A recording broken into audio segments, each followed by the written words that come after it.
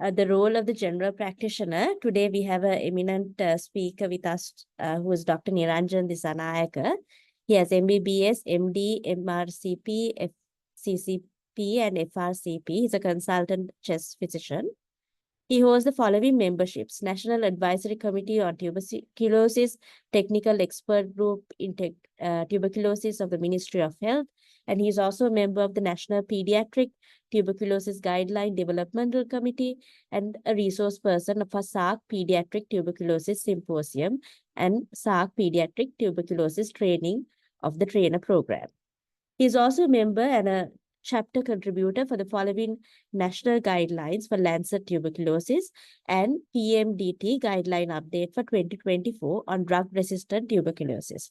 Dr. Neranjan, we warmly welcome you to today's webinar. Will you be able to share your screen?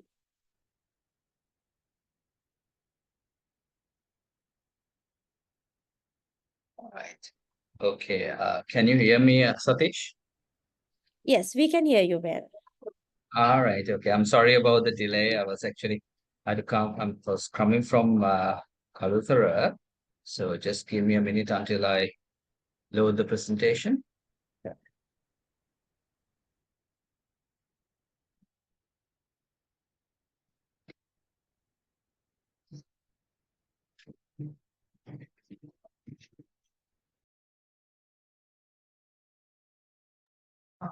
Right. Can you see my screen? Yes, we can see. The white death history of it's a full screen, isn't it? Yes, Okay. yes. All right. Right. Again, I'm really sorry for the delay. It's a little bit hectic during these few months because I have a lot of things to cover, a lot of things to do. And shall we begin then? Yes, thank you. All right. Okay. Good. So I'll start the video as well. Right. Okay.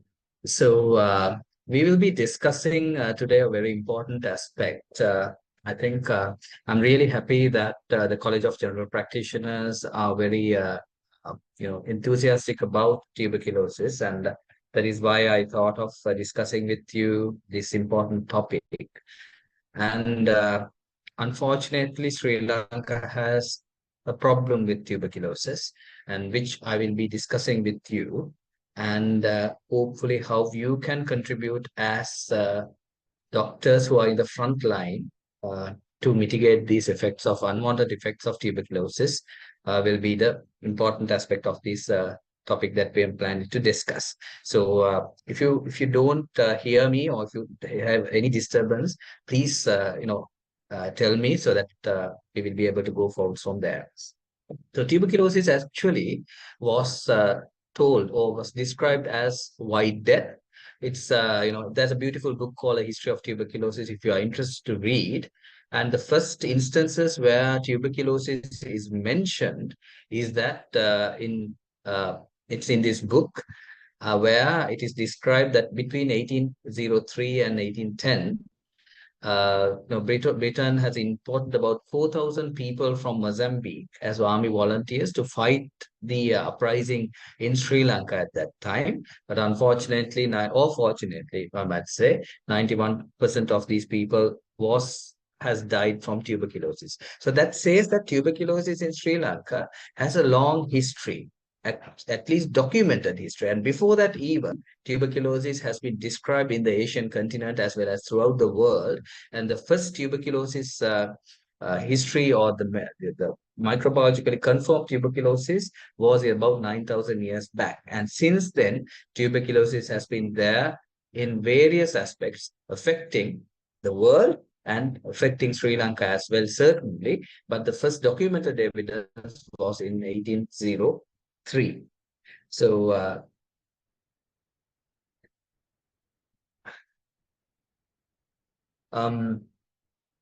because Sri Lanka was having a huge problem with tuberculosis, the colonial government, the British government at that time, identified that tuberculosis was a problem. Now, to tell you the magnitude of the problem is that, so in 1900s, it was documented that 4,000 people had died because of tuberculosis. So that the annual death rate was about 4,000. Now, when we look at the population at 1900, it was the population of about 2.3 million in Sri Lanka. So it's about 1/10 of the population, but you can imagine 4,000 people have been documented to be died. It is like at the moment having about 40,000, almost about 40,000 deaths due to tuberculosis in the current era. So you can imagine the importance of tuberculosis, the gravity of tuberculosis in 1900 that they have identified. And because of that, this colonial government, the British government, had taken some very important steps, including appointing a government committee.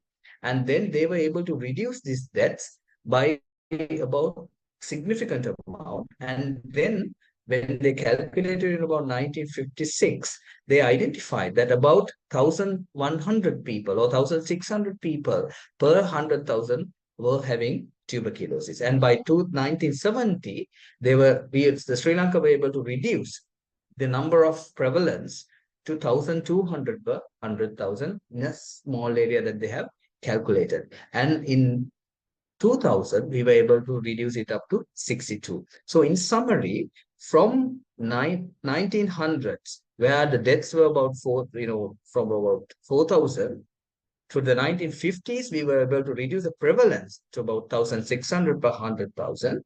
And then we were able to reduce it further in 1970 to 1,200 per 100,000.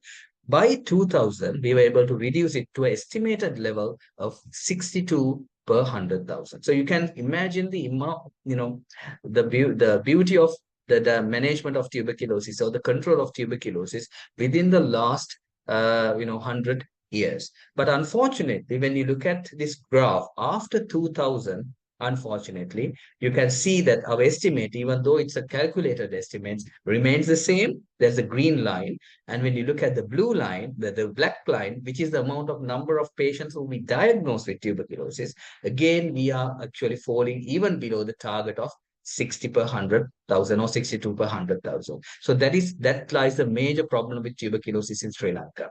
We estimate that we at least have to have 62 per 100,000. That is about 14,000 patients per year. But unfortunately, we diagnose only about 42 or 45 per 100,000 per year. This fluctuates depending on the year, especially during COVID. We had a significant downgrade of diagnosis of tuberculosis.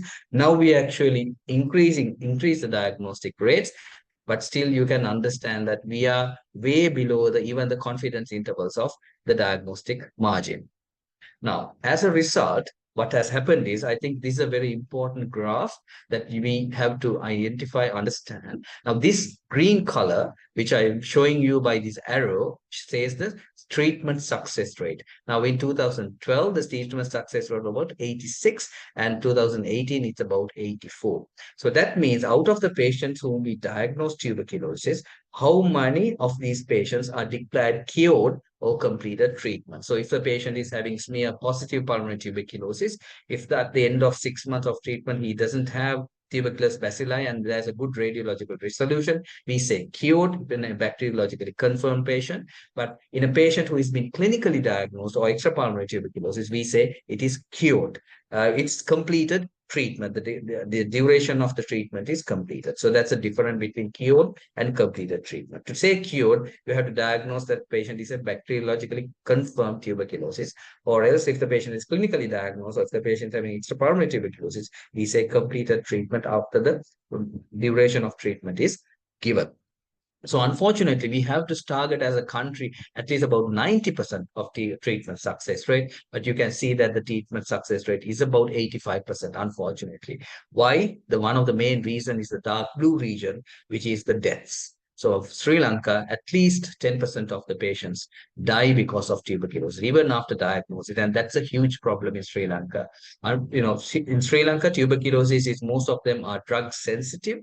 And most of them are drug sensitive, and we don't have HIV, TB co-infection as well to a certain extent. It's very low, but unfortunately, we have a huge amount of deaths due to tuberculosis in Sri Lanka, now sometimes reaching about 9%. And last year only, we lost about 745 patients due to tuberculosis. So each day, we lose at least about 2 to 3 patients with tuberculosis. That's a huge problem in Sri Lanka. And that is why we need your support to address this issue, right? So this is the death rates up to 2022. You can say, now you can see the 9% death rate. That means 1 out of 10 people with tuberculosis whom we diagnose with tuberculosis, not the people who are not diagnosing or missing, but out of which 747 or 9% die. So this is a tragedy actually, because tuberculosis in Sri Lanka is completely treatable because we don't have any significant drug resistant tuberculosis. All the treatment are given freely to all the patients throughout the country. We have a good medical, framework in Sri Lanka, but unfortunately, we have a lot of deaths due to tuberculosis. Why is that? So when we analyze, this is actually in the district where in Ratnapura, which I worked previously, you can see each year we lose about 9%. That means about 30 to 60 people, 32 for about 25 to 30 people each year. And when we analyze the age group, I would like to highlight the importance here. We might think that elderly people die, but elderly people make up more than 65-year-old patient make up only about 50% of the tuberculosis deaths. Other ones are less than 65. That means the 50%, one of two patients who are dying with tuberculosis are in their productive age. Now, some you can see that there are about 20 people dying. That is 6.2 in this district only, right? In this district only with tuberculosis. These are young patients dying, 25 to 35 also dying, 15 to 24, 3. And, this affects the whole age spectrum. And you can understand now why we are worried about tuberculosis, because these groups, children sometimes, adolescents, young adults, people who are working, who are the people who are dying, and out of which males contributes about 70% of the population. And you can imagine a father who is in the working age group, like a mason, or sometimes he can be even not army, or even sometimes even a doctor, even a nurse. We don't think that it only affects a certain community, but it affects the whole communities. So about 7 out of 10 of them are in the male category, and these are productive patients who are dying. And you can imagine if the father dies, what will happen to the family. So that's the tragedy of tuberculosis in Sri Lanka. This is every year how the death rates are going. And when we look at the treatment category of deaths, I'm telling you this data because you will be able to understand that tuberculosis deaths are not in elderly people. 50% of them are in young people, relatively. It's very common in males who are very active, who go to the jobs. So it has economical effects to the family, definitely, when they suffer and when they die with tuberculosis. And here you can see that most of the patients who die with tuberculosis, 90% of them are newly diagnosed tuberculosis. So not retreatment, not complicated tuberculosis, not multi-drug resistant tuberculosis, new treatment. And out of which, about when the deaths are analyzed, smear positive deaths, that is smear positive bacteriologically confirmed tuberculosis has a highest rate of deaths. So when we look at the comorbidities, one reason for the deaths is the comorbidities, right? So you can see that out of the deaths, 70% of these patients had one or more comorbidities. And when you look at the highest comorbidity, it is the diabetes that happens, right? So out of the patients who are dying with tuberculosis, at least in our district, about 67%, 60%, and this is, I see here in Kalutara as well, throughout the whole district, throughout the whole Sri Lanka, diabetes is contributing, or diabetes is a main comorbidity of this patient. So as general practitioner, this is one of the flags that you have to look at, please. Now, if a patient who comes to you with diabetes, if the diabetes is not under control, if the HbA1c is more than 8, then we have to be very careful to see whether this patient is having tuberculosis. And the important thing is, if he doesn't have tuberculosis at present, he had a high risk of tuberculosis, high risk of dying with tuberculosis, and high risk of having cavitatory tuberculosis as well in these patients. So diabetes patients, unfortunately, in some areas of Sri Lanka, 1 in 4 out of the people are having diabetes, and out of the patients, probably 1 in 2 have diabetes, and out of them, significant proportion of them are uncontrolled diabetics.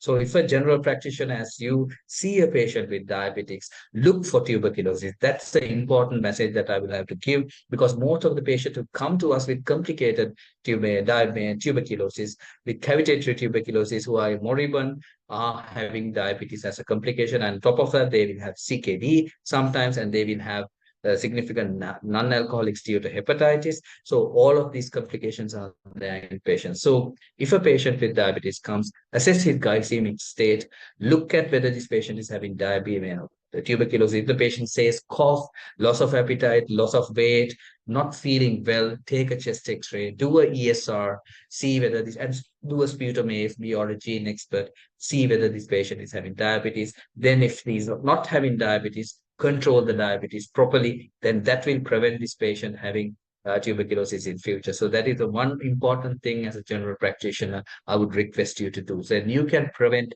deaths in these patients, right? So these are the categories of patients that we had with tuberculosis deaths in the Ratnapura district here, just to show the people who are dying actually: 58, 56, 27, 51, 4 years, right? Bacteriologically confirmed tuberculosis, all dying most of them dying in the intensive phase of treatment, and most of them are dying due to tuberculosis, and sometimes, rarely, other causes as well, right? So these are the type of people who come to us with complicated tuberculosis. So why do they come with a complicated tuberculosis? So first, I think the most important thing is we have to understand our enemy. We have to recognize our enemy. I'm rather fascinated with tuberculosis because it's a beautiful organism which is, challenging us in a daily basis. Hence, we really need to appreciate its versatility and how it evolved to understand what the challenge it poses, right? So up to now, if you have any questions, please write it in the chat box, or else you will forget it. So it's the important thing is to write it in the chat box so that we will be able to discuss at the end of this discussion, and then we can call it a day. So to understand what tuberculosis is, let me go into the evolution of tuberculosis. Tuberculosis, the confirmatory genetic evidence of tuberculosis is about 9,000 years old. In Eastern Europe, we have identified certain bone specimens which contains genetic genes of Mycobacterium tuberculosis. And it means, like the human species, tuberculosis bacilli have evolved from this area in the African Horn. It has come into the Mediterranean, and with us, tuberculosis bacilli has evolved significantly throughout our world, and that is why the tuberculous bacteria knows our weaknesses, right? So now with us, it has evolved into what we call now clades, where specific genetic variations are there. But the importance of what we call clades is that some of these clades, like the Beijing strain that we have in orange here, right? It has a high propensity to develop multi-drug resistant tuberculosis as well. When you look at Sri Lanka, Beijing strain is the prominent strain, but we have all the other strain. We have a mixture of strains or clades in our country, including the Africanum, Latin American, the what do you call this, the European lineage, the Harlem lineage. Everything is there. We actually did a study in when I was in Nuvarelia. We identified a lot of plates in Sri Lanka. So we are a hotspot of tuberculosis patient, and this bacteria is evolving, right? So why this bacteria cannot be destroyed is that because of this thick wall that this bacteria has. So this bacteria has what we call mycolic acids in this bacterial wall, preventing it from being destroyed from our immune system and some of the drugs that we give to the patients. So these mycolic acids surrounding the organism gave it its name, actually mycobacterium as well. And this mycolic acid is the one that we use to have the acid fast staining, because this mycolic acid binds to stains very thickly and we can't remove it by acid and alcohol. That is why we call it acid fast bacilli. And this mycolic acid capsule prevents this from being digested from in the macrophage. So when the patients, when the Mycobacterium tuberculosis bacteria is engulfed by the macrophage, then the lysosomal enzymes will come and try to destroy it. But because these mycolic acids are there, sometimes it is very difficult to destroy. And the beauty is that because of this mycolic acid, in this acidic environment in which other organisms cannot survive, because of this, the Mycobacterium tuberculosis bacteria can survive in this, even in a macrophage. So what is the advantage of this one? Is that the macrophage is not a static cell. It can travel from place to place, right? And this is one of our cells, so it can evade immune mechanisms. So when this bacteria goes into this macrophage and it survives in the macrophage in this acidic environment, when the macrophage travels from area to area, for example, you are infected in the lung, and then it travels from the tissue plane and the blood films, and then it can go and lodge in the brain. And when it is lodging in the brain, after some years, when your immunity is coming down, you can get activation and you can get TB meningitis. If it's in the bone, you can get TB osteomyelitis. If you can get in the testis, you can get TB orchiditis. So that is why, even though majority of the TB, 99.9% of the tuberculosis is spread through the respiratory system, sometimes the organ that is involved is far from the respiratory tract. It can lodge in these areas and then create the disease. So that is why tuberculosis can cause disease in any one of the organs, except nails and hair. In eye, you can have damage. Skin, you can have damage. And the tuberculosis of the skin, you can have a pleural effusion, obviously. You can have TB of the liver, spleen, gut, peritoneum, genitourinary tract. Any one of the organ, heart, any one of the organs you name, you can have tuberculosis bacteria growing there and causing disease in these patients. So that's the problem of tuberculosis. And you can understand how this bacteria avoids our immune system, because it knows exactly the strengths and the weaknesses of our immune system. So, right. So that is because the TB bacteria can be there in the macrophage, it can travel and it can stay dormant. And because of this factor, tuberculosis bacteria can stay in our body for a long time, very, very long time, right? So, for example, if you get COVID, right, you can get the disease, either you can survive or you can die. But in tuberculosis, what happens is, yes, if your immune system is very low, you can get the disease that is called the primary tuberculosis. Especially if your immune system is so low and you get infected from a person who has tuberculosis, you can get what you call a simple pneumonia-like picture with tuberculosis, which is called primary tuberculosis. For example, HIV, with the HIV rate, the cell count is very low. If you have given infliximab, if you are given a high dose of corticosteroid for immune suppression, if you are a child less than 1 year, you can have what we call primary tuberculosis. So the bacteria comes into the body, causes the primary disease. It's similar to the pneumonia, or else sometimes you can have disseminated pneumonia or disseminated tuberculosis, like myriad tuberculosis and TB meningitis at that time. So that is primary tuberculosis. Or else, if you have a very good immune system, our body can completely destroy all the bacteria that comes into the body, and then our body would have been completely eliminated this infection. So that is infection eliminated. This is what we see here. But in a certain group of people, about 10%, what happens is this bacteria stays in the body, right? Stays in the body.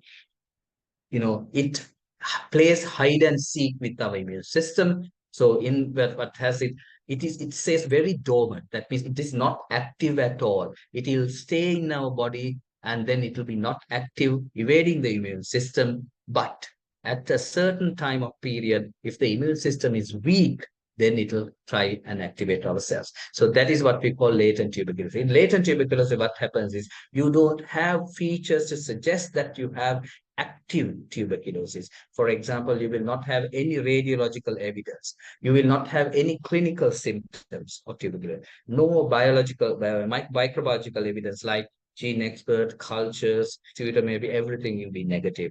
Serological markers with CRP, ESR, everything will be negative. When a biopsy is taken, you will not see the bacteria or any other problem. So these patients will have negative clinical, biological, radiological, serological features, but the bacteria will be there in our body. So how can you identify whether the bacteria is there in your body? There are two methods. You interrogate your immune system and ask whether you have seen this bacteria earlier. So one way of doing it is by doing a MAN2 test, where you inject a certain group of proteins that are there in the bacteria into the subcutaneous tissue, and then you see that whether there's a reaction, and then you identify in an immune compromised patient, if it's more than 5, you say that this patient is MAN2 positive. In a normal person, if it is more than 10, you say MAN2 positive. That doesn't mean that you have the disease. That just means that your immune system has seen this bacteria. And when your immune system has seen this bacteria, then the probability of this bacteria staying in your body somewhere is very high. So that is what we call latent tuberculosis, right? The other one is what we call IGRA, where you take a blood sample and analyze the response of the T cells to a specific antigen, which is the CPF10 and ESAT6, and see whether there is an immune reaction towards interferon gamma reaction elevation towards these antibodies, right? So this latent tuberculosis then can be there in your body, and you might, you might die with it. You will not have this disease, and you might just die with latent tuberculosis, right? Or else your immune system at a later stage, you might have eradicated tuberculosis. Then there's no problem about it. But sometimes, if you after some time your immune system is dropping, then you will have a rapid reactivation. Or else sometimes you can have what we call cyclical disease. You might have symptoms, then you will be better. Again, you will have symptoms. This happens in pleural effusions actually. Or else you will have a slow reactivation, like in the elderly population. They will have about 3 to 4 to 5 to 6 months of symptoms coming in slowly, coming in, going, and then when you see an X-ray, it is markedly cavitatory, and then you might see this tuber patient is having tuberculosis. Now you can see the complicated presentation of tuberculosis. When you get infected, you might completely destroy the bacteria, or you can get a severe pneumonia like picture, or severe disseminated tuberculosis, or else you will go into the later stage. You might completely destroy your bacteria again at that stage, or else you can die with latent tuberculosis without activating the disease, or else you can have a rapid reactivation where your immune system goes down significantly, or you can have what we call a cyclical disease or a slow reactivation. You can imagine the complexity of clinical presentations that you can have with tuberculosis. That is why it's a huge foe. It's a complicated patient, a complicated bacteria, a complicated disease. Now, to make things worse, I would like to highlight this right side corner in your this thing, right, in your screen. Now, latent tuberculosis and active tuberculosis are the ones that we thought that it was there. But now we have what we call subclinical tuberculosis, right? Subclinical tuberculosis, where you can actually have radiological features of tuberculosis. There are small nodules and changes. And at the same time, if you do a sputum in this patient, your gene expert or sputum AFP can be positive, right? But this patient will not have any symptoms. So that is what we call subclinical tuberculosis, right? Subclinical tuberculosis. So there the patient is actually giving the disease. He has a high risk of developing the disease, but they will be asymptomatic. And these asymptomatic people will be spreading the disease without even them knowing. A mother with subclinical tuberculosis sleeping with their children in the same room will give the disease to the children without even her knowing. at least if he is symptomatic, has cough, probably she will be more careful. And if it is cough, then she will seek medical treatment and we will diagnose this patient. But when you have subclinical tuberculosis, that is the problem. So as a general practitioner, you have to help us identify these patients who are subclinical. So who are the people who have a high risk of getting subclinical tuberculosis? One thing is the close contacts of tuberculosis. So as a general practitioner, if you come across a patient, ask whether this patient has anyone at home or at his office or at the close one with tuberculosis. If they don't come out of it, the patient is having, if they have any contact of tuberculosis, ask specifically, have they gone to the chest clinic? Have they gone to, taken treatment for 6 months? Have they taken treatment which makes your urine red? So then you can say that this patient is probably has been treated for tuberculosis, especially pulmonary tuberculosis. If there is a close contact, mother, father, grandmother, grandfather, son, daughter, wife, husband. So if there is a close history, if the patient comes even for another problem like a knee pain or something else, always take a chest x-ray and have a look at this x-ray to see whether there is any significant abnormalities. Small abnormalities not used in the chest x-ray. What I want to highlight is that the importance of a chest x-ray at the moment of time. A chest x-ray, don't be afraid to take a chest x-ray as a general practitioner. It's about 1,250 rupees in certain instances, but sometimes it can go up to 2,500. But if a patient especially has respiratory symptoms, if a patient has a strong contact history of tuberculosis, or if the patient comes in non-specific symptoms, take a chest x-ray. It's a very simple method. And if you're afraid of the radiological exposure, chest x-ray PA has only 3 days of background radiation. That means if you have just lived for 3 days, that is the radiation risk of having a chest x-ray. So it doesn't cause cancer. Even a pregnant lady, in the appropriate setting, you can take a chest x-ray with consent using a shield as well. And the exposure to mother and baby is negligible if the risk of this disease is high. Rather than diagnosing this pregnant lady with cavitatory pneumonia, with cavitatory tuberculosis in about 2 months' time, which we have spread the disease to the husband, to the child, and everyone, it's better to take a chest x-ray and see whether this patient is having these symptoms. So if you have any suspicion of tuberculosis, that is one message that I would like to give all of you, all 57 of you. Just do a chest x-ray. Don't be shy to do a chest x-ray. If you find it difficult to interpret, show the x-ray to a radiologist or a colleague who is conversant with doing chest x-ray.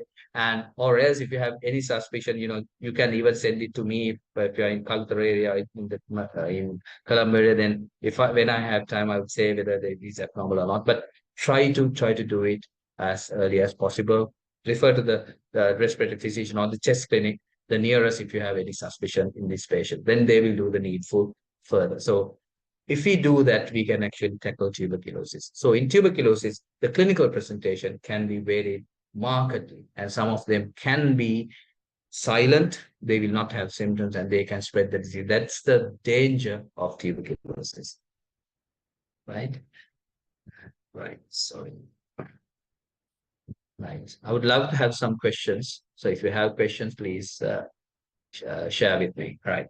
So this is the primary pulmonary tuberculosis, and you can see the damage that they have done to the lung. This is the lung, and you can see the damage to the lung, and sometimes it can cause cavities, but sometimes it can have like tumors, superior mediastinal mass, hilar adenopathy, right? And then you can have a typical, what we call, I think you know the diagnosis, this is miliary tuberculosis. So a word about miliary tuberculosis, sometimes if you don't put the chest x-ray into a console and see, you will miss miliary tuberculosis. I have seen enough evidence, enough areas where miliary tuberculosis, small miliary nodules have been missed even by, senior people. So it's very important that you have to look it through a console to identify these miliary shadows. Sometimes these are not very prominent, like in this X-ray. Sometimes there might be a few scattered, nodules. So it's very important to identify miliary tuberculosis. If there is miliary tuberculosis, that means there is disseminated tuberculosis, and this patient has a high risk of developing CNS meningitis tuberculosis as well, CNS tuberculosis as well. And these patients, immune system should be assessed for the possibility of HIV and other immunocompromised states or malnutrition, right? So cough is not a it's a very important symptom, but it is a very non-specific symptom. And this I have shown previously. I think some of you have seen this. And this is actually a patient who has had COVID, who presented with cough, and chest X-ray and HRCT was completely normal. But because the cough was not responding and was not improving, we did a bronchoscope and you saw this tumor that is coming there. And you think that it is malignancy. We also thought that it is malignancy, but when the biopsy came, it was actually tuberculosis. So, cough you should never, never, never, neglect. And you have to investigate even using bronchoscopes and other facilities as well. And recently, about 2 months back in Kalutara, I had a 17-year-old girl who comes with cough, and obviously he had features of asthma as well. I treated the patient with asthmatic treatment, and he partially improved, but the patient didn't improve completely. At about 1 month, again, she complains of a persistent cough, and chest X-ray was completely normal. HRCT, I couldn't see any abnormalities, right? And then I did the bronchoscope. Gene expert in the BAL was positive in this patient. So cough, if a patient comes with cough, don't just neglect. Treat it, see whether this patient is improved, take a radiography chest X-ray, see whether there's any abnormality, do sputum AFP, sputum gene expert if it is the case, and don't neglect it. Follow up the patient, ask the patient to come if the patient is not improving in about 2 weeks' time, investigate further, refer appropriately, and try to find the diagnosis as early as possible. Or else, if this patient was missed, this current patient was missed, he would have had a severe, damage to the lung, and probably, a vessel might have damaged and the patient would have died.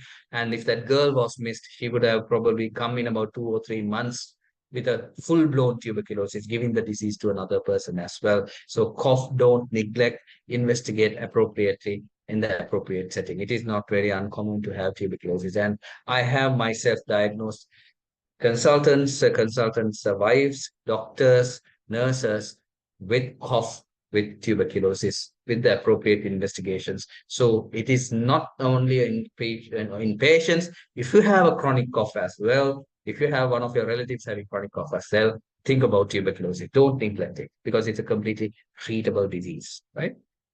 And these are some ways that patients will come. Actually, this patient was referred to us by a cardiologist, right? The big patients goes with a shortness of breath. And when the patient is having shortness of breath, they have done the echo. And in the echo, they have noticed the pleural effusion. And because of the pleural effusion, the patient was referred to us. And this patient has a very, very complicated history.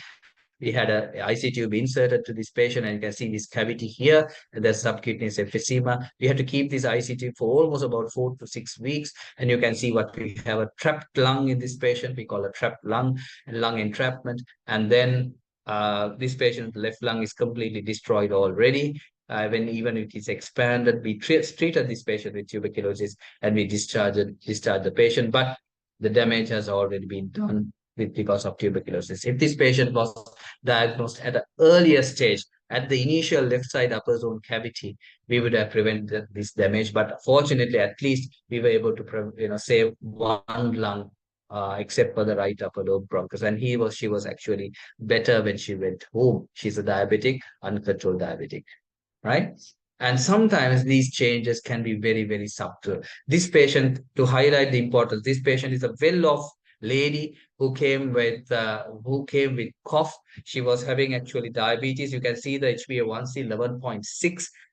This cough and diabetes with 11.6 triggered my sense, and I ordered the chest X-ray, and you can see a right side upper zone opacity as well as a left side middle zone opacity, cavities and abscesses, and this patient's sputum became positive, right? And another patient who came like that, and actually you can see this patient with severe hemoptysis. This lady came with severe hemoptysis, and you can see in the bronchus, the blood coming in like nothing, right?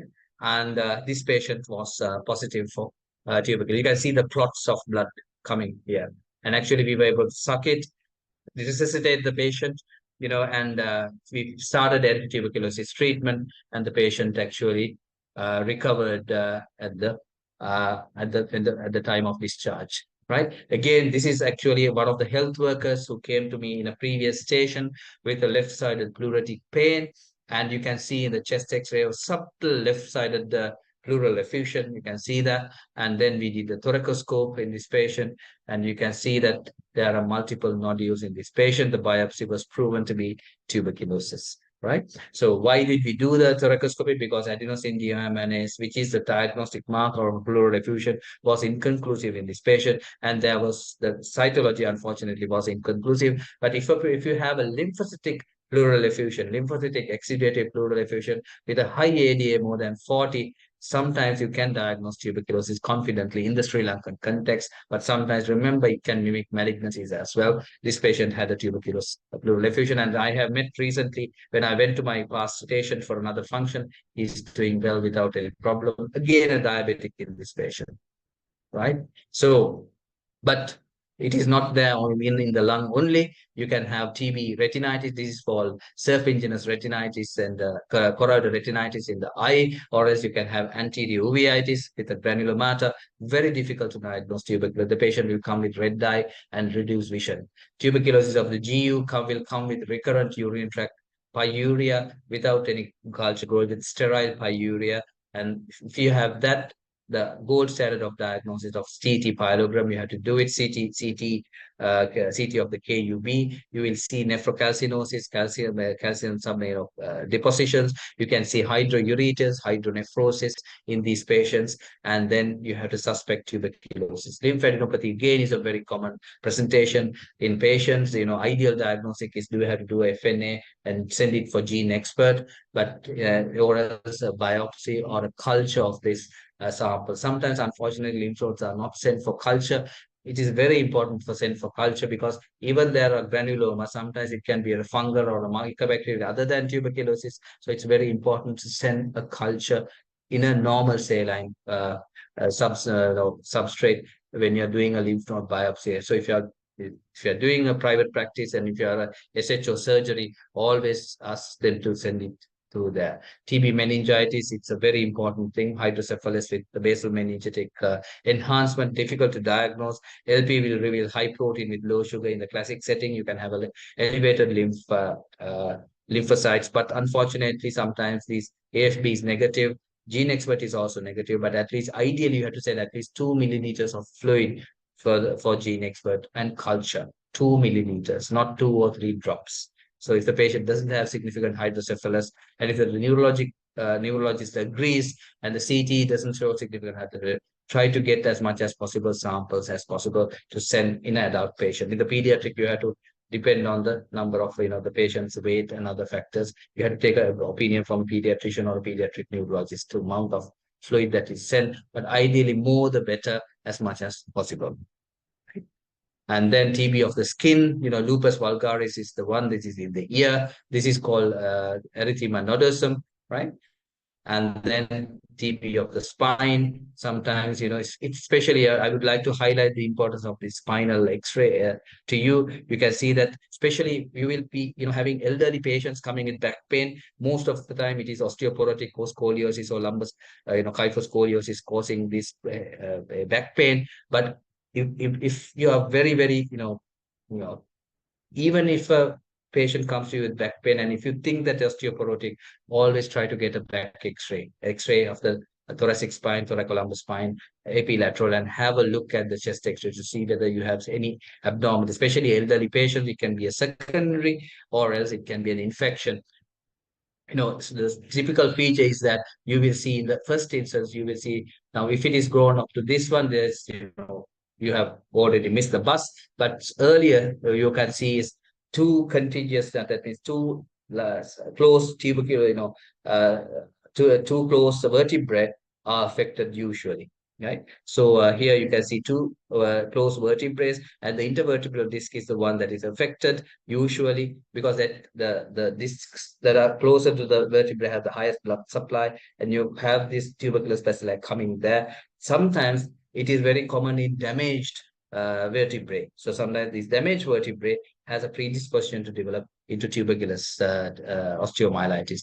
Have a high degree of suspicion for in a patient who is complaining of back pain. Take a chest X-ray, do a ESR. Everything is normal, but still complaining of the back pain. see whether this patient needs a further assessment by an appropriately qualified person to identify the diagnosis of this patient. And always take a chest X-ray as well if you are suspicious of tuberculosis, because sometimes the chest X-ray might have full-blown tuberculosis or a malignancy in the chest X-ray, and you might miss the back pain, or the small subtle change in the thoracic spine. So always do a chest X-ray together with this.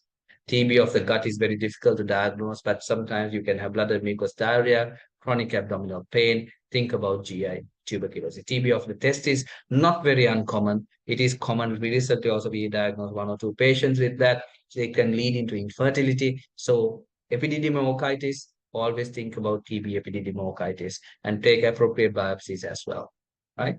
Sometimes they present with acute scenarios, and you can understand that this patient presents with acute pneumothorax, left-sided pneumothorax, and in the right side, you can see small nodularities. And this patient had a pneumothorax secondary to cavitary tuberculosis, and in the right side also, he had evidence of tuberculosis. So always, even in the acute setting, tuberculosis can masquerade as many other things. Now, here you can understand this patient actually was referred by the surgical colleagues. This patient came with a severe abdominal pain, and they have identified air under the diaphragm. They have taken a biopsy as well from that. And then, but even before the biopsy, I think if you look at the chest X-ray, this patient had multiple opacities. Biopsy of the ileum showed tuberculosis in this patient. So he came with acute perforation of the gut. And you can see the X-ray changes. So sometimes these patients can come into surgical, gynecoms, and other specialty as well. Sometimes they can come acutely as well. Pediatric tuberculosis is one important aspect from the general practitioner. We expect your help, right? So because if every young child with tuberculosis gets it from the relative or from the mother. So, and one of the most important aspects of tuberculosis is that we have to prevent pediatric tuberculosis. One of the important things is we have to prevent tuberculosis in the adults. Then we can actually prevent tuberculosis in the children. So as a general practitioner, when a child less than 14 years comes to you with unexplained symptoms, cough, rhina, don't just neglect the patient. Take a chest X-ray, take a detailed history, please, to see whether this patient has a contact history of tuberculosis. Sometimes they will deny, the mother and father will say, "Na kaatawat mata tibbe naha, pawude kaatawat tibbe naha," but always ask specifically whether the contact history of there. The second important thing in a child is failure to thrive. If a child was nicely having a weight gain and it is flat, and you don't find any cause, always think about a tuberculosis patient, because in Sri Lanka it's very, very common, right? And malnutrition is also going in hand with tuberculosis. So in a child who comes to your private practice or into your general practitioner practice with a cough, shortness of breath, with a fever, don't neglect. Think about tuberculosis. Do examination. See the lymphadenopathy. Take a chest X-ray. Take a history. Ask the patient's mother, see whether there's a strong history of contact history. If it is so, you have to suspect tuberculosis in these patients. In a younger child, specifically, look at the growth chart of this child. If the growth chart is not as it should be, this child is recurrently getting ill, think about tuberculosis. Sometimes a chest X-ray might be completely normal, and this patient should be referred to an appropriate place for further analysis to exclude further problems. So sometimes these children are referred to the nutritional clinic, but it might not be the nutritional per se. It might be a chronic disease that the child is having. So always think about tuberculosis, even in children as well, right? So I will, go in for about another 5 to 6 minutes. So the most important thing is to understand the treatment of tuberculosis, because your patients who are coming into the general practice will have these drugs with them, or they will have this treatment with them, right? So tuberculosis, the important thing is we treat for 6 months minimally. But maximally, sometimes it might go into 18 months. So these 18 months, 6 months, we give 2 months of intensive treatment, it's called IP, and then 4 months of what we call continuation of treatment. Why do we give intensive? What we mean by intensive is we give 4 drugs together. Rifampicin R, isoniazid Z, isoniazid H, ethambutol E, and then pyrazinamide Z. So RHZE. Those are the 4 drugs that you have to kind of remember: rifampicin, isoniazid, pyrazinamide, and ethambutol. Why do we give 4 drugs? Because as I told you previously, tuberculosis bacteria, even in the body, stays in very, very different ways. Some of them grows continuously, some of them grows in spurts, some of them are in the acidic environment. So because of that, we had to give drugs that act in those specific instances. So one drug cannot act in all specific instances. For example, pyrazinamide is a very important drug in acidic environment. Hence, that pyrazinamide is a very important drug that we give for 2 months. And if we can't give pyrazinamide for some reason, we extend the treatment further. So rifampicin and isoniazid are the 2 important drugs that are in the armamentum. And in the first 4 ones, we give rifampicin, isoniazid, pyrazinamide, and ethambutol for 2 months, and then we go for continuation phase, rifampicin and isoniazid, right? So that is how we treat tuberculosis. And some in tuberculosis meningitis, we can go up to 1 year of continuation treatment,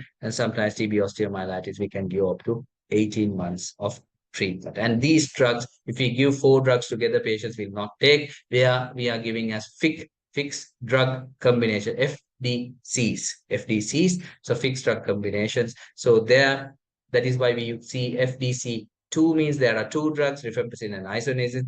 FDC 3 is if you have 3 drugs. FDC 4 is you have 4 drugs. So that is why you have to remember those if the patient comes to you. And the other important aspect is that the side effects of anti-tuberculosis drugs, because you will be the first, sometimes the person who sees the side effects of drug. Liver dysfunction is one of the major important things, that if a patient comes to you with non-specific symptoms while on anti-tuberculosis treatment, vomiting, hepatic right side hypochondriac pain, always be careful. And you can actually ask the patient to stop the drug, ask for the liver functions, and then come and see the patients again. Or else you can ask them to pay, not to take the drug for 1 day, and go to the chest clinic or a doctor in the chest clinic and show to this patient. That is one of the most important thing. Some of the subtle problems that you might have is some of these patients, especially when you are taking rifampicin, they can present in a syndrome similar to flu, right? They can have syndrome similar to flu. So they will have a low-grade fever, they will have a fever and some petechial rash. If a patient is in rifampicin and you have a petechial rash and fever, you have to stop rifampicin, or the patient will die. So that is one important thing that you have to think about. The other one is what we call a DRESS syndrome, right? That is a eosinophilic there is eosinophilia with skin manifestations, and then that can also die if the patient can die if the patient is not diagnosed properly. The patient will present with a rash and high eosinophil count in a patient. Main drug is rifampicin in this patient. So those are the things that you have to think about. Other than that, other ones are chronic complications like peripheral neuropathy, optic neuritis, which are very, very, very rare. But you have to think about the hepatic problems, the flu-like symptoms in rifampicin toxicity, and DRESS syndrome, which might be life-saving if you don't identify at your private sector, and if you don't refer this patient appropriately, the patients unfortunately can die. So that's basically what I want to discuss with you today. We went through why it is important, the history of tuberculosis today, and then we saw how tuberculosis evolved with us up to now. And the third thing is we have identified the differences of clinical presentations of tuberculosis, and what are the important aspects that we have looked for. We have looked at about the clinical presentations of tuberculosis, and then how we treat, and especially a word about pediatric tuberculosis as well. And tuberculosis kills a huge amount of people in the world daily. And in Sri Lanka, remember, 2 to 3 people die with tuberculosis. We are not immune to tuberculosis. So unless we find a vaccine for tuberculosis, we will have to struggle on a day-to-day. But the most important thing is we can do our part for tuberculosis. So we have to tackle tuberculosis as the first line of defense. I tell that the general practitioner is the first line of defense. So if you have a high degree of suspicion of tuberculosis, don't hesitate to do a radiographic evaluation, do the bacteriological evaluation, and then refer the patient appropriately for further investigations and management. Have a high degree of high degree of suspicion because tuberculosis is one of the great mimickers. So thank you very much. And I think we can discuss the questions that you have had. I think we have about 8 questions. Shall we discuss the questions? Yes, Or do thank you you have, so do you much. want, does anyone want, yeah, anyone want to ask? Yeah, thank you. Yeah, yeah. Yes, we can go one by one if you don't mind. Shall we Yeah, sure. chat Sure. I box? think there are some very good questions. Yes. Yeah, So the yes. So first question is how to differentiate primary and secondary tuberculosis, isn't it? That's the first question. Yeah. All right. yes, that So yeah, that's the first question. So thank you very much, Dr. Tarasigan, for answering that question. So it is actually the clinical presentation is not different, right? It is not different. Primary tuberculosis is in a patient with tuberculosis who has, when you are infected within about, within a few days or within about 1 or 2 weeks, you get the full-blown tuberculosis. That is primary tuberculosis, right? It is usually in young children less than 1 year, especially when the mother is having tuberculosis. They are exposed, and it is similar to pneumonia. That is why we should never miss even a pneumonia patient. You might have underlying tuberculosis. So if a patient is a child, if the patient is having HIV, has been on TNF alpha, long-term high dose steroids, transplant patients with immune suppression get exposed to tuberculosis, and they can get the disease as it is, like most likely like a pneumonia or a disseminated tuberculosis. So that is primary pneumonia, primary tuberculosis. Secondary tuberculosis is basically after some time. The clinical presentation is might not be like a pneumonia. You can have a cavitary lung disease. You can have tuberculous meningitis, depending on where the disease has spread. So I hope that I have answered your question, right? Right. So the second question is, what are the hematological evidences which may help in diagnosing tuberculosis? Obviously, these will be helping, not convincing us of a diagnosis. One of the things that I usually do is erythrolyte sedimentation rate. So if the ESR is high in a person with more than 50, yeah, and I usually hunt for the cause. So it might not be tuberculosis, but it might be rheumatoid arthritis or inflammatory disease, a hidden infection. It can be a malignancy like lymphoma, sometimes even tuberculosis. So ESR is one of the important things, especially it's a very, very cheap investigation that we can do to increase the diagnostic, probability of having something abnormal, because sometimes even we have diagnosed 2 or 3 multiple myelomas as well. So ESR is one of the things that I suggest you to do. Full blood count is not usually useful. CRP might be slightly elevated in this patient, not very much in this patient. So hematologically, one thing, if I want to do one investigation, I would do a ESR, right? But in these patients, the platelets can be high in the full blood count because they have a chronic infection. And the other thing is the serum ferritin will be high in this patient because they have a chronic infection. So those are the things that you have to do. The differential cell count, other than the platelets, will not help these patients. And to do albumin, it will be low as well. It's not a hematological investigation, right? Is it compulsory to do a GD brain before LP? That depends on the facilities that you have and the patient's clinical presentation. If the patient is you know, having a low GCS, I would prefer to do a CT brain because we might have a patient would have had a hydrocephalus, and then if you do a TAP, and the patient might have coning, so there's a high risk. But other than that, according to the neurological or the physician's opinion, sometimes if the CT is delayed, we might think about doing a LP before even a CT, but that depends on the facilities and the clinical presentation of the patient, right?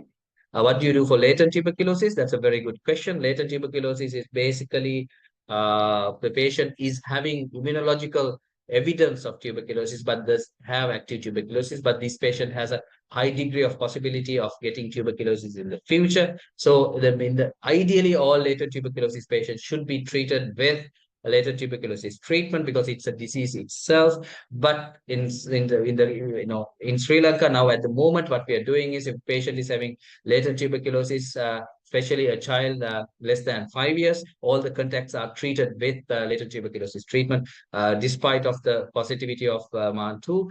And the second thing is all the contacts of smear positive pulmonary tuberculosis who are screened for tuberculosis and to have a diagnosis of tuberculosis, latent tuberculosis, that's a MAN2 of more than 10. We give treatment for them to prevent the patient from having active tuberculosis. All patients who are Immunosuppressed like HIV has a amount of more than 5 will be treated for tuberculosis, latent tuberculosis, as well as patients who are awaiting transplant, awaiting a donor, a patient with silicosis. Everyone will be treated if there is evidence of latent tuberculosis. What is the evidence of latent tuberculosis? In an immune suppressed patient, MAN2 value more than 5 millimeter. In an immune competent person, MAN2 more than 10 millimeter, or a positive IGRA, interferon gamma release assay, then that is the criteria for diagnosing latent tuberculosis, right? So that is very important. And that is why we need the value of the MAN2 rather than saying it's positive or negative. Positive, it's an interpretation that a person should do, not a just way more than 10, you don't say positive, more than 5 sometimes can be positive. So how to treat latent tuberculosis? INH for 6 months, isoniazid for 6 months after excluding active tuberculosis is the most important treatment that we can give. But there are other regimes that we use, rifampicin INH for 3 months or rifampicin for 3 months as well. So 3 HP as well. So do we need TB culture bottles to send a lymph node biopsy? Ideally, it should be sent in a culture bottle with normal saline as early as possible, because these specimens can get destroyed very easily. Keep it in a fridge, and then we have to send it in a culture bottle, the lymph node bottle, not a blood culture bottle, though, the screw cap bottle. How to treat BCG adenitis? The best thing is not to treat it, just to observe whether this patient is having, if the patient is not having fever, if there is no disseminated lymph node, if the child is not symptomatic, better to observe, do a scan and to see whether it's an abscess. If it is an abscess, the child is symptomatic. Yes, in some countries, it is recommended to give INH for this child. Pyrazinamide is not useful because it's a Mycobacterium bovis that we give as a BCG. It is intrinsically resistant to anti-TB treatment. So how to treat basically is to observe, depending on the clinical features. We usually give INH for these children in these children, but it is this decision that should be taken at a higher level. So the children who came to me with BCG adenitis, because we don't have pediatric pulmonologists, what we do is we usually observe, if the lymph node is small and is responding, it will go away without any problems. But if it causes fever and systemic illness, yes, definitely this child should be admitted and investigated and treated appropriately. And check for immune deficiency. It can be HIV in this child, and if it is disseminated, definitely we have to think about other immune deficiencies as well. So how would you define contact? It's a very, very difficult definition. Contact history of tuberculosis is basically, at the moment, a person who is living in the same household as a person who is having pulmonary tuberculosis, and there is a significant exposure in this child. So, for example, if a mother, father, grandmother, grandfather, and everyone is there, you say it's a household contact. It's a high contact history of tuberculosis. But it depends. Sometimes we'll say in a patient who has tuberculosis and worked in a office, this patient is there in the room only, but the secretary is outside. Probably that might not develop into a contact history. So it depends on the environment that the child or the person is on, how many hours that the child was or a person was in contact with the pulmonary tuberculosis patient, and the characteristic of the contact. So husband and wife living in the same room, definitely high risk. Actually, the highest risk they have calculated is the mother and father, the spouse, and then other family members. So household contacts are the highest risk of these patients. So other than that, we have to investigate the contact, the duration, and other factors before coming into conclusion. Is it normal to pass rifampicin capsule in stool? Very unlikely, very unusual, right? I have not seen, patients have never come and talk to me about it, but I don't know whether there are any case histories. But that's a very interesting question. But I have never seen a patient. The only thing that the rifampicin patient says is that the urine goes blue. Sorry, red. So and you have to just basically say that this is a normal phenomenon. If the urine is red, it's a normal phenomena. Passing in stool, I have not seen actually.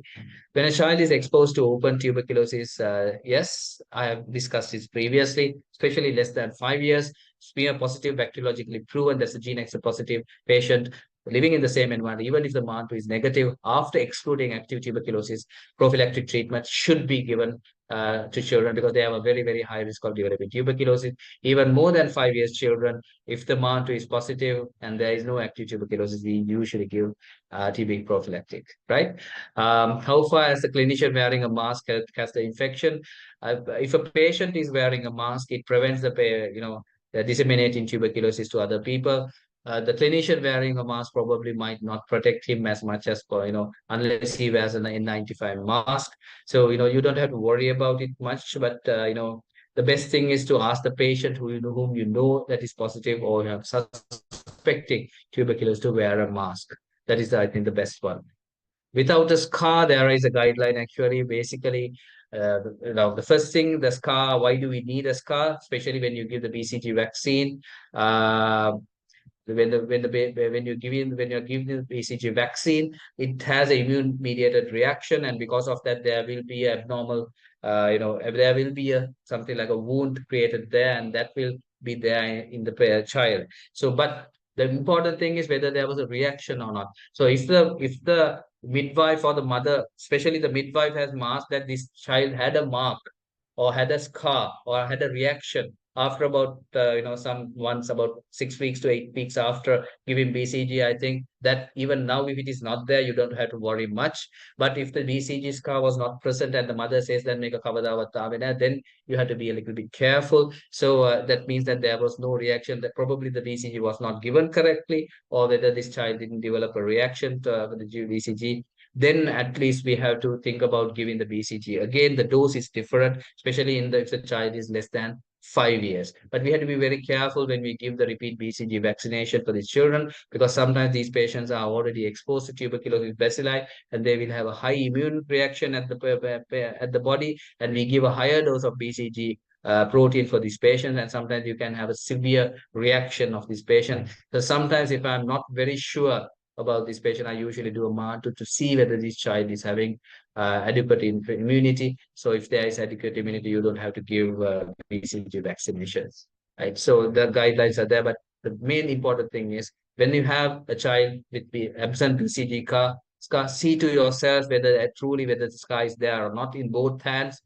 Ideally, don't just look at one hand, look at both hands. The second thing is ask a mother whether when you gave the BCG there was the swelling or this thing.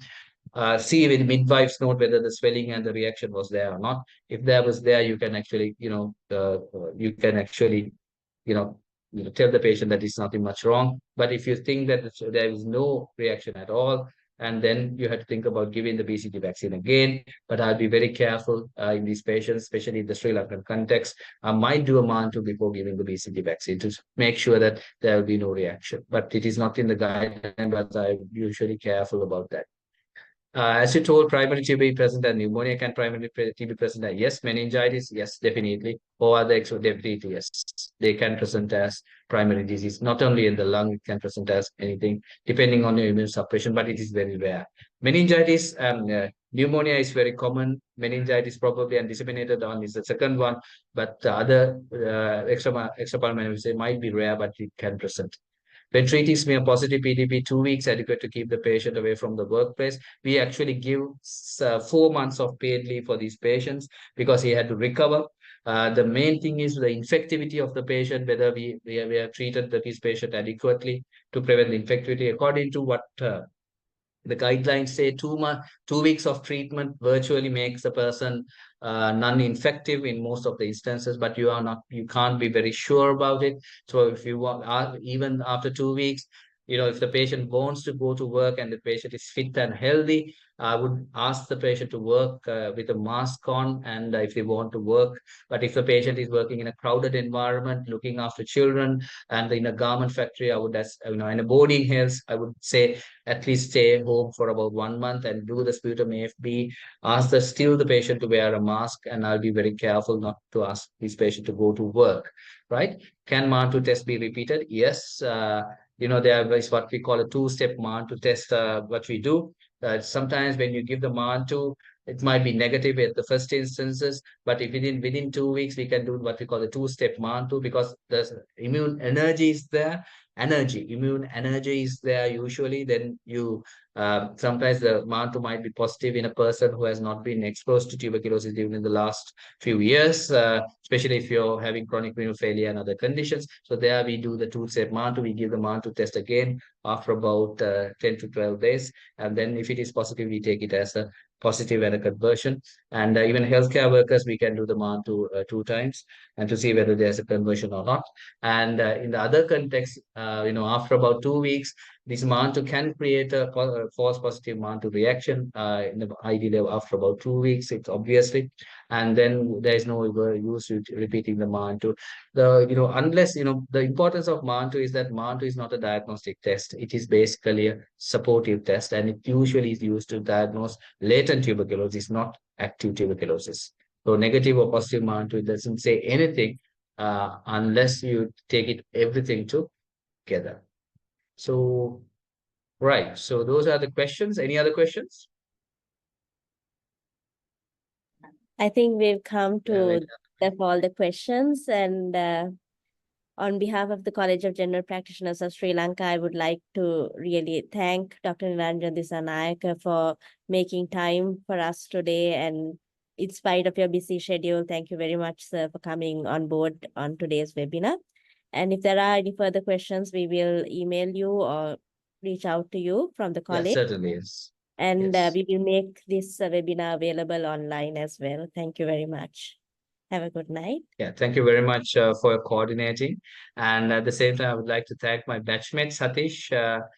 We were actually close roommates when we were at the Hilda at Peradeniya. So thank you very much, Satish, for coordinating and arranging this.